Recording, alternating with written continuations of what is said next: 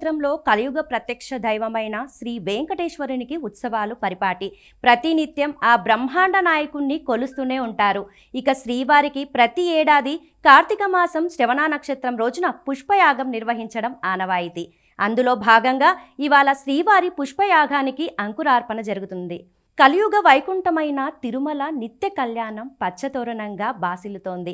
బ్రహ్మోత్సవాల తరువాత కార్తీక మాసంలో జరిగే పుష్పయాగం అత్యంత విశిష్టమైన ఉత్సవం. బ్రహ్మోత్సవాల సమయాల్లో ద్రవ్యలోపం, భక్తిలోపం, అకాల పూజలు, కాలాతీత పూజల లోపాల వల్ల కానీ ఏదైనా మహాపచారం జరిగి ఉంటే క్షమించి అనుగ్రహించమని కోరుతూ చేసేదే పుష్పయాగ మహోత్సవం. స్వామివారి జన్మ నక్షత్రమైన శ్రవణ నక్షత్రం రోజున ఈ యాగం జరపడం ఆనవాయితీ. ప్రతి సంవత్సరం బ్రహ్మోత్సవం తర్వాత వచ్చే శ్రవణ నక్షత్రం రోజున శ్రీవారి ఆలయంలో పుష్పయాగ మహోత్సవాన్ని వైభవంగా నిర్వహించడం జరుగుతుంది. ఉత్సవ ప్రాయశ్చిత్తంగా ఈ పుష్పయాగాన్ని ప్రతి ఏటా బ్రహ్మోత్సవం తర్వాత వచ్చే శ్రవణ నక్షత్రం రోజున ఈ పుష్పయాగ మహోత్సవం నిర్వహించబడుతుంది. దానికి ముందు రోజుగా స్వామివారి యొక్క అనుజ్ఞ తీసుకొని ఈ పుష్పయాగానికి కంగణం బట్టని నిర్ధారణ గావించుకొని, ఋత్విక్కుల నిర్ధారణ గావించుకొని ఈరోజు ఉదయం కార్యక్రమాలు పూర్తయింది.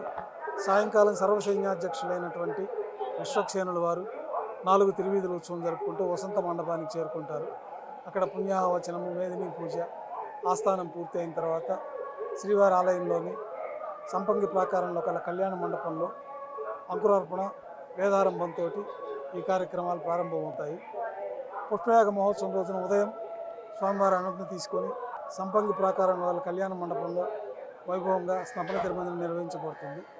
మధ్యాహ్నం విశేషమైన యాగశాల వైదిక కార్యక్రమాలు పూర్తయిన తర్వాత విశేషంగా స్వామివారికి పలు రకాల పుష్పాలతోటి వేద మంత్రోచ్చారణ మధ్య వైభవంగా పుష్పయాగ మహోత్సవాన్ని నిర్వహించబడుతుంది.